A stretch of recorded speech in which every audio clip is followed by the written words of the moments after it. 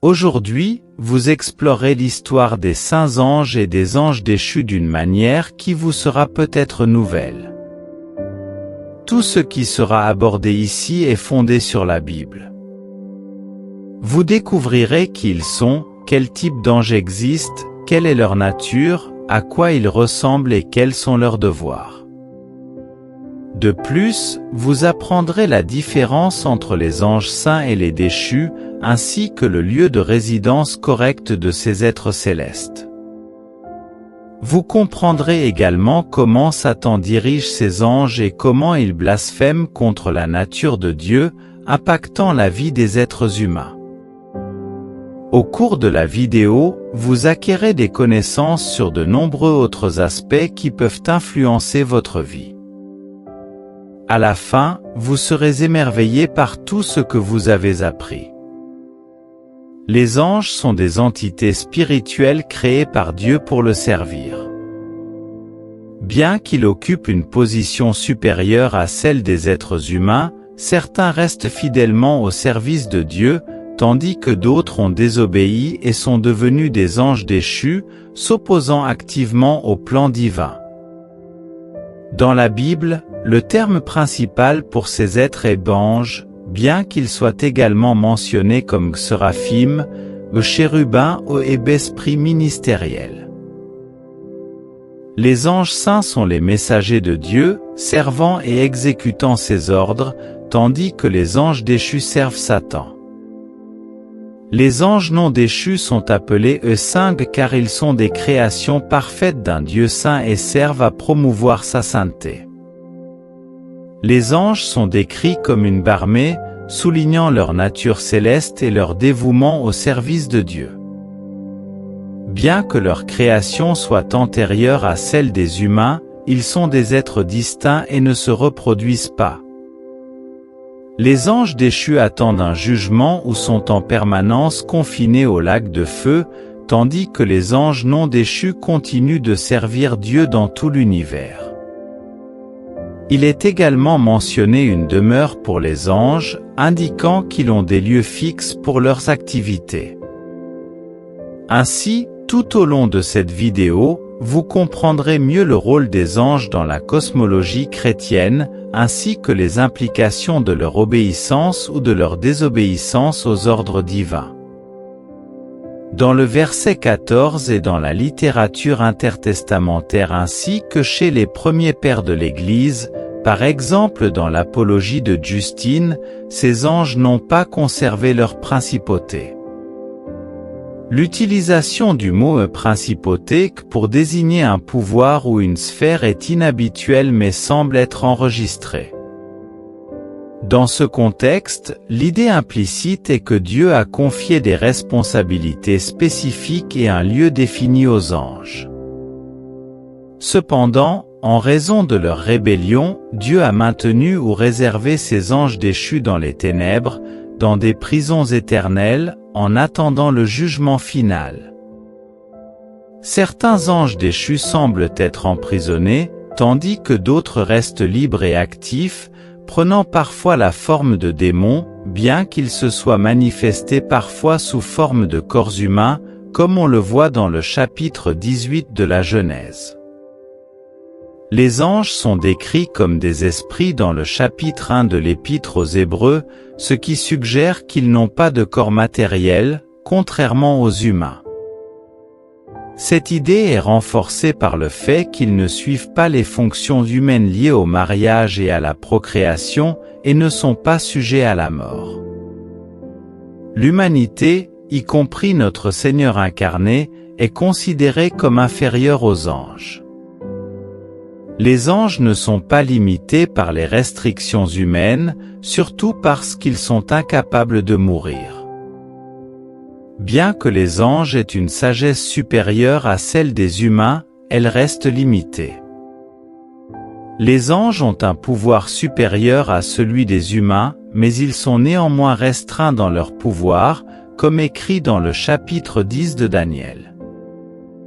Cependant, les anges ont des limitations par rapport aux humains, surtout dans une perspective future. Ils n'ont pas été créés à l'image de Dieu et ne partagent donc pas le destin glorieux de rédemption qui est disponible pour l'homme en Christ.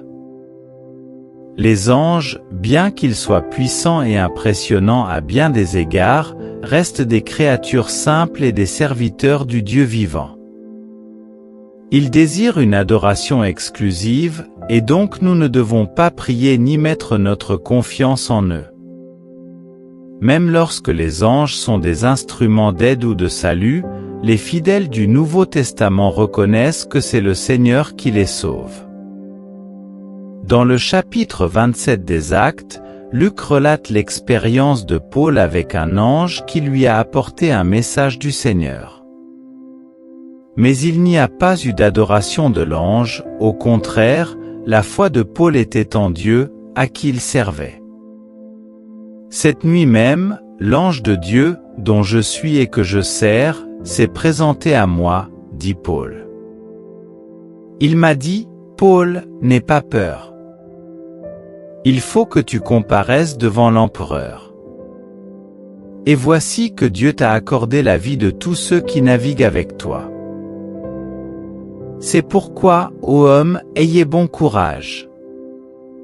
Car j'ai confiance en Dieu, il en sera comme il m'a été dit.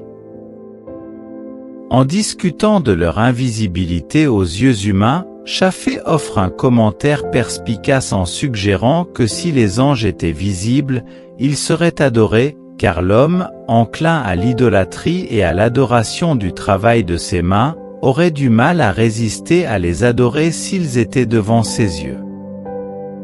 L'Église de Colosse faisait face à l'invasion de faux docteurs enseignant une fausse humilité et l'adoration des anges comme partie intégrante d'une spiritualité. Paul a écrit à ce sujet en disant « Que personne ne vous domine par de vains discours, car c'est à cause de ces choses que la colère de Dieu vient sur les fils de la rébellion. » Les anges possèdent une individualité avec une existence personnelle, une intelligence, des émotions et une volonté. Ils agissent comme des personnalités dans la Bible, interagissant dans différents contextes. Les anges bons et mauvais possèdent une intelligence, des émotions et une volonté propre, ce qui les qualifie comme des personnalités. La Bible montre que les anges ont un pouvoir supérieur à celui des humains.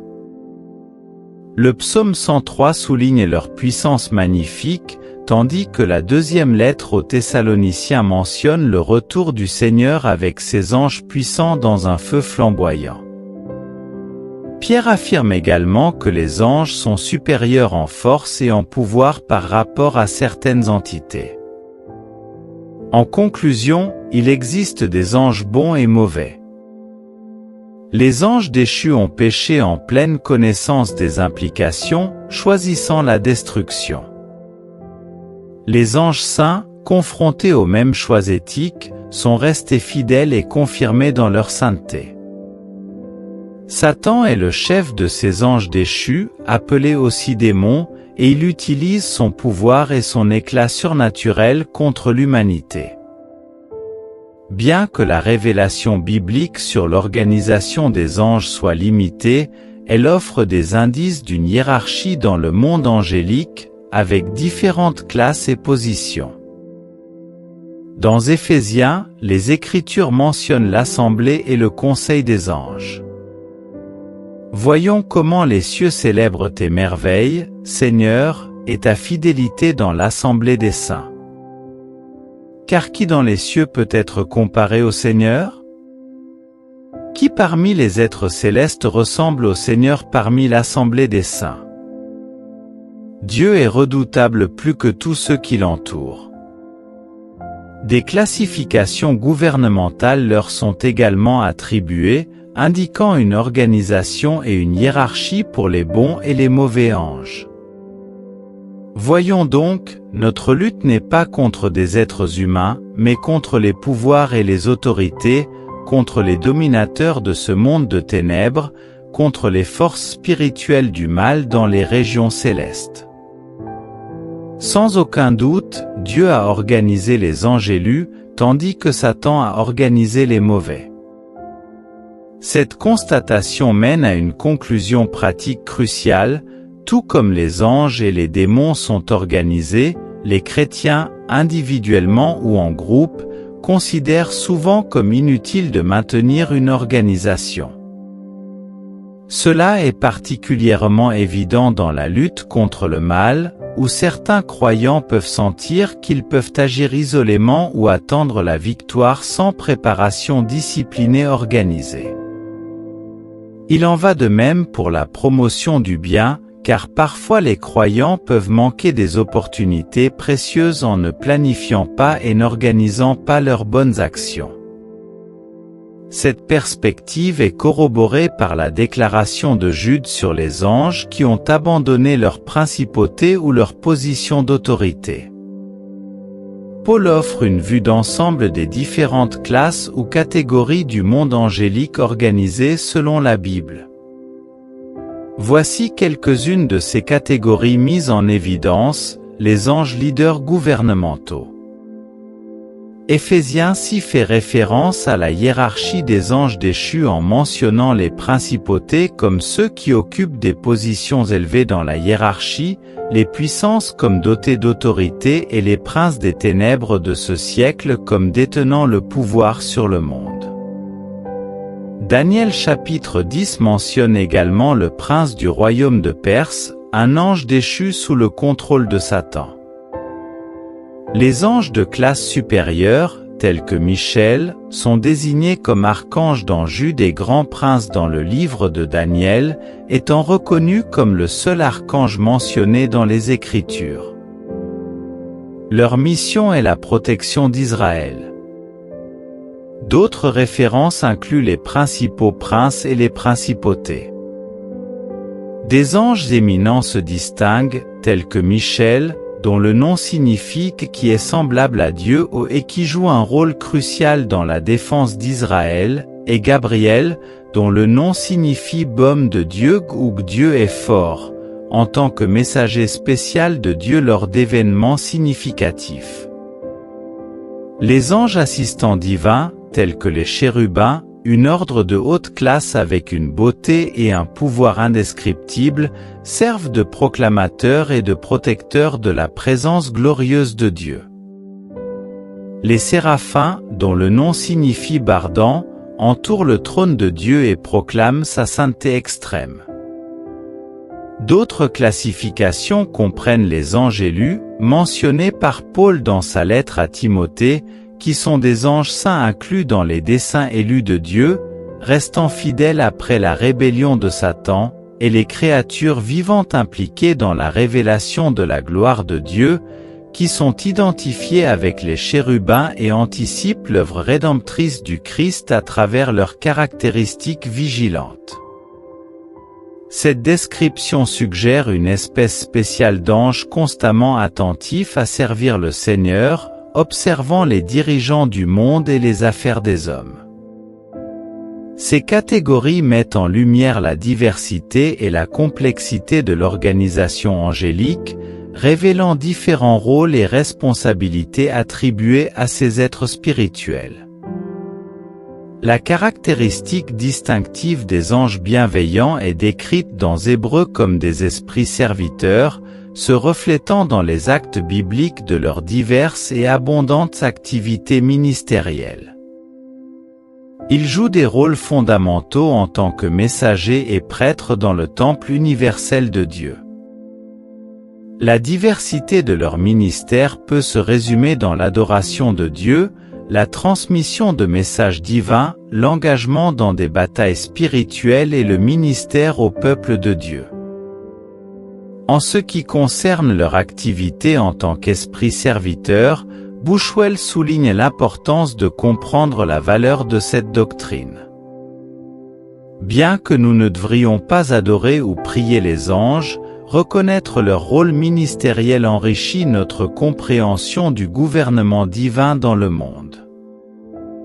En tant que serviteurs célestes, les anges remplissent diverses fonctions dans diverses relations. En relation avec Dieu, ils sont des témoins autour du trône divin, des adorateurs joyeux des actions de Dieu, des soldats dans la lutte spirituelle et des instruments des jugements divins. En relation avec les nations, Michel l'archange joue un rôle vital en tant que gardien d'Israël, tandis que les anges observent et influencent les dirigeants humains. En relation avec le Christ, il participe activement aux événements liés à la naissance, à la souffrance, à la résurrection et au retour glorieux de Jésus-Christ. En relation avec les injustes, ils annoncent et appliquent des jugements, séparant les justes des injustes. En relation avec l'Église, le service angélique est décrit comme un aide divin dans l'accomplissement de la mission de Dieu sur terre. Dans Hébreux chapitre 1, son rôle en tant qu'esprit ministériel envoyé pour servir ceux qui hériteront du salut est mis en avant. Ce service comprend répondre aux prières, guider les personnes vers le Sauveur, offrir encouragement dans les moments difficiles et prendre soin des croyants au moment de la mort. En ce qui concerne les nouvelles époques, les anges semblent être particulièrement actifs aux moments clés de l'histoire, tels que la création de la terre, la promulgation de la loi mosaïque, la première venue du Christ, les premières années de l'Église et les événements liés à la seconde venue du Christ. Bien qu'il soit incertain si les anges continuent à agir de la même manière à l'ère moderne, la reconnaissance de leur ministère apporte du réconfort. L'idée d'un ange gardien est discutée, mettant en évidence la promesse de protection divine tout en soulignant que la confiance doit être placée en Dieu, et non seulement en l'intervention angélique. Il existe également la possibilité que les anges agissent sans que nous le percevions, et il met en garde contre les interprétations illusoires et trompeuses associées aux fascinants contemporains pour les anges. De manière significative, plusieurs passages bibliques mettent en avant les anges comme des observateurs attentifs, témoins des activités de Dieu dans le monde, notamment intéressés par le déploiement de son plan de rédemption. Divers passages spécifiques indiquent que les anges sont en effet des spectateurs attentifs des actions divines, et négliger cette vérité biblique serait une erreur, car il y a des raisons et des leçons à tirer de ces références. Comme mentionné précédemment, les anges ont été témoins et se sont réjouis de la création de Dieu, ont chanté des louanges à Dieu lors de la naissance du Christ, ont accompagné toute la vie terrestre de Jésus, et observent avec intérêt la joie de Dieu lorsque qu'un pécheur se repent.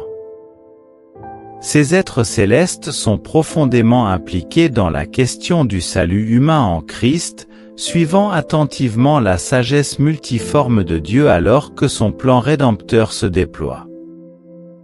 Naturellement, une question se pose: pourquoi les anges sont-ils si profondément intéressés et observent-ils de près ce qui se passe sur terre?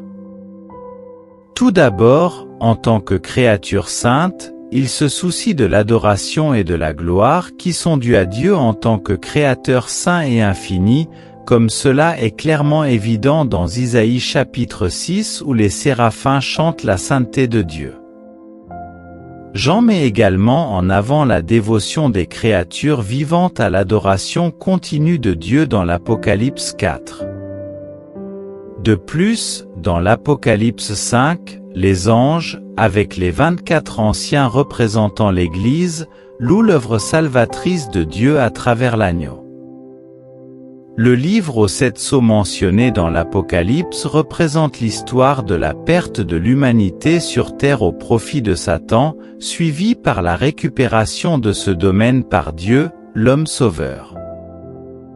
Ce combat entre les deux royaumes, celui du monde de Satan et celui de Dieu, est une partie cruciale de la révélation divine.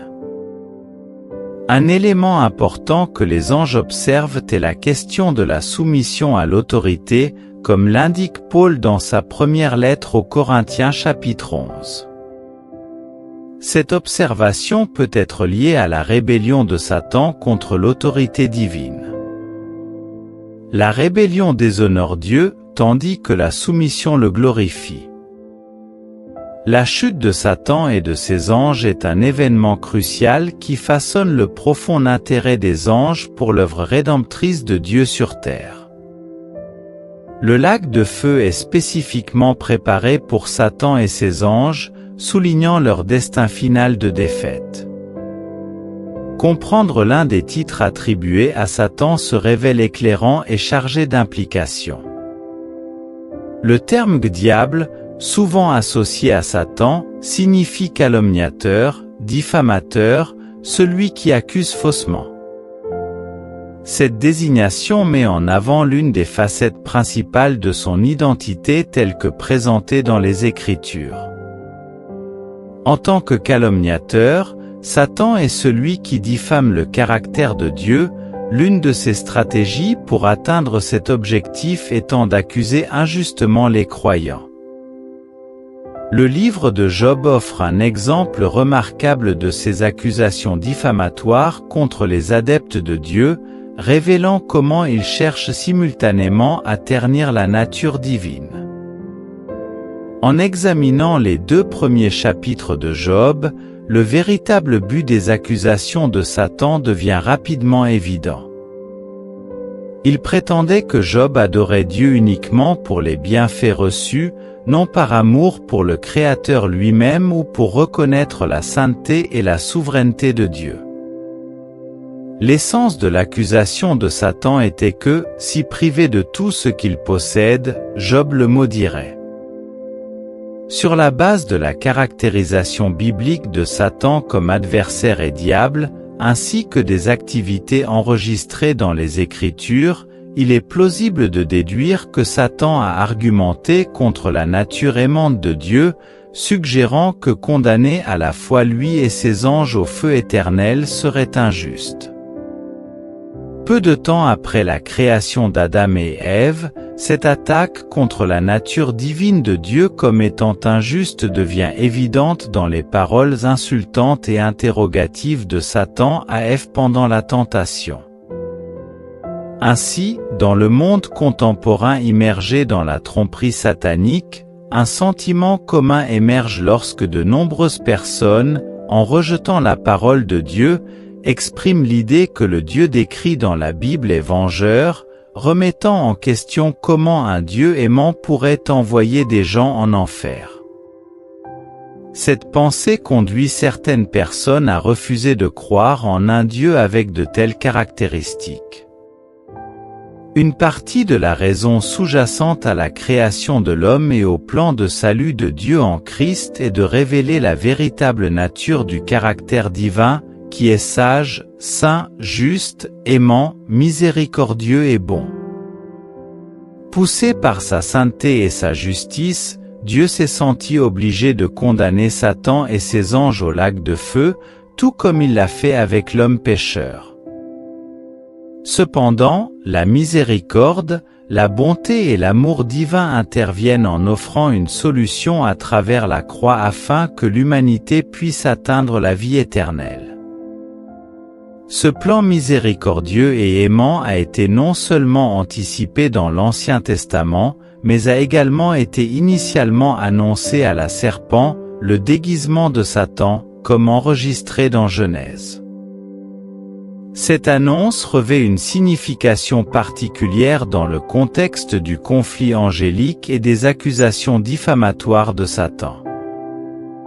La rédemption humaine et la restauration du paradis perdu ont toujours dépendu de ce que Dieu accomplirait à travers la semence de la femme, le Messie sauveur.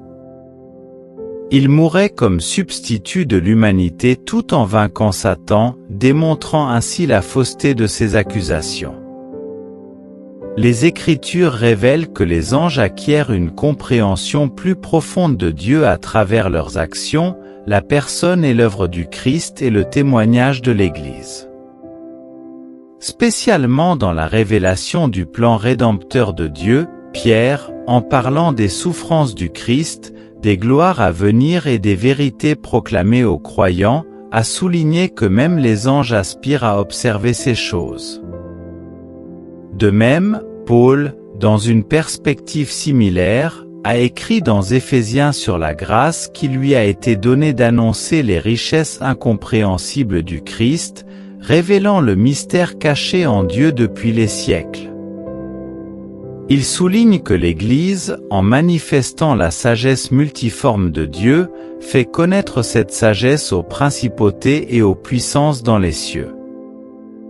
Ainsi, l'Église devient un instrument pour révéler à la fois la sagesse diversifiée et l'abondante grâce de Dieu aux anges. Les chapitres 4 et 5 du livre de l'Apocalypse offrent une vision céleste préparatoire aux jugements qui seront déclenchés sur terre. Ces jugements aboutiront à la défaite de Satan et de son système mondial, établissant le Fils de Dieu sur son trône terrestre. Dans ce contexte, il est clair pourquoi les saints anges de Dieu montrent un si profond intérêt pour notre salut, car en elle, ils témoignent de la sagesse, de l'amour, de la grâce et de la sainteté multifacétée de Dieu. Cette importance est accentuée en considérant la rébellion et les accusations de Satan à la lumière de la soumission du Christ, dont les anges ont observé toute la vie. L'observation de la soumission et de l'humilité du Dieu incarné, culminant dans la mort sur la croix, a été une manifestation frappante du caractère saint et immuable de Dieu. En réfléchissant sur cela, les anges avaient vu le gouverneur suprême de l'univers, mais jamais auparavant comme un sujet obéissant. Ils ont été témoins du conflit prolongé de Satan avec les tentations. Cette expérience a été complètement nouvelle. Réfléchissant à cela, les anges avaient été témoins de la chute de Satan, de sa position exaltée et de sa condamnation au lac de feu en raison de son orgueil et de sa rébellion. Cependant, dans l'incarnation et la vie soumise de Christ, culminant dans la croix, ils ont trouvé le suprême exemple de la sainteté, de l'amour, de la grâce et de la miséricorde de Dieu, ainsi que de la juste condamnation de Satan. En ce qui concerne les anges déchus, il est évident que malgré une période de grâce et d'épreuve avant la chute de Satan, ils restent confirmés dans leur état déchu, tout comme ceux qui meurent sans Christ resteront dans cet état en faisant face au grand trône blanc du jugement et à la séparation éternelle de Dieu. La compréhension du scénario décrit ci-dessus fournit une partie de la réponse à l'ancienne question de savoir comment un Dieu bon peut permettre le mal, surtout en considérant sa connaissance et sa toute-puissance. En contraste avec les interprétations qui nient la capacité de Dieu à empêcher le mal, la Bible offre une réponse en indiquant que le conflit angélique joue un rôle crucial dans cette question. Les Écritures révèlent que Dieu est parfait en sainteté, amour, bienveillance, grâce et miséricorde, ce qui le rend impossible de faire le mal car cela serait contraire à sa nature sainte. La Bible précise que le mal n'a pas pris naissance en Dieu mais plutôt en quelque chose d'extérieur à lui, mettant en évidence la chute de Satan et de ses anges comme partie du problème moral. La chute de l'homme enregistrée dans la Genèse n'est pas le premier péché dans l'univers, mais fait partie d'un contexte plus large qui inclut la rébellion de Satan, sa caractérisation comme adversaire et calomniateur de Dieu, la perte de la souveraineté humaine due à la tentation et à la chute dans le péché, et la rédemption humaine par le Dieu homme sauveur. En explorant ce problème moral, la Bible révèle que Dieu a créé des êtres moraux, à la fois des anges et des humains, avec le pouvoir de choisir. Le péché survient lorsqu'une créature morale choisit le mal plutôt que la justice, expliquant ainsi les chutes tant des anges que de l'humanité. Le livre de Job ajoute une dimension significative à cette compréhension en offrant des perspectives sur l'activité antagoniste de Satan et les réponses des anges, fils de Dieu, pendant la création et les épreuves de Job. L'histoire de Job met en lumière l'importance de la soumission humble devant la sagesse et la puissance de Dieu. Malgré le mystère et la souffrance, la révélation biblique sur Satan, le péché et la souffrance fournit une explication raisonnable pour avoir foi dans la souveraineté et la sagesse infinie de Dieu. Même face à des questions incomplètement comprises, la foi dans la révélation divine pointe vers la défaite finale du péché, de la mort et de Satan, apportant restauration et joie éternelle à l'univers. La complexité de la création met en évidence la sagesse infinie de Dieu, et la Bible enseigne à avoir confiance en la révélation divine même lorsque nous ne comprenons pas complètement. L'étude sur les anges, qu'ils soient bons ou mauvais, offre des leçons précieuses aussi bien de caractère négatif que positif. Conformément à l'exemple de Paul sur la sélection de novices pour des postes de leadership, comme enregistré dans sa lettre à Timothée. Satana, à l'origine un chérubin oint, a été créé de manière parfaite et doté d'une beauté extrême par la grâce et le pouvoir créatif de Dieu. Cependant, sa haute position et sa beauté n'étaient pas de son mérite, mais accordées par Dieu. Malheureusement, Satan s'est laissé entraîner par l'orgueil en contemplant sa propre beauté et puissance, oubliant sa condition de créature et aspirant à être semblable à Dieu. Cet orgueil l'a conduit à la rébellion, entraînant sa chute de sa position élevée en tant que chérubin oint et sa condamnation au lac de feu. Ainsi, Satan devient un exemple classique des pièges de l'orgueil qu'il utilise pour semer la discorde parmi le peuple de Dieu. Conscient de ce danger, Paul met en garde contre la sélection hâtive de nouveaux convertis pour des postes d'autorité afin d'éviter qu'ils ne s'enorgueillissent et ne subissent la même condamnation que Satan. Satan et ses anges déchus servent également d'avertissement contre les maux de la rébellion, soulignant l'importance de la soumission et de l'obéissance. Un exemple clair est trouvé dans le premier livre de Samuel, chapitre 15, où la désobéissance est assimilée à la rébellion et comparée à la superstition et à l'idolâtrie, toutes deux considérées comme démoniaques. Les anges rebelles incarnent tout ce qui est pervers et les terribles conséquences du péché, Satan étant identifié comme le père du mensonge et du meurtre dès le commencement.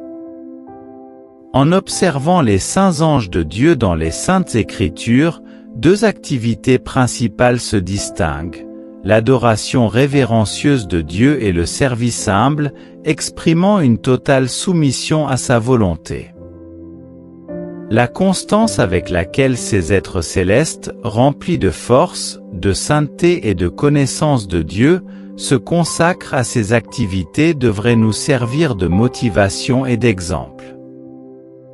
Un exemple notable est trouvé dans l'expérience du prophète Isaïe, qui, après avoir témoigné des séraphins en adoration humble, a reconnu son propre état pécheur et s'est offert comme serviteur lorsque Dieu a demandé « Qui enverrai-je »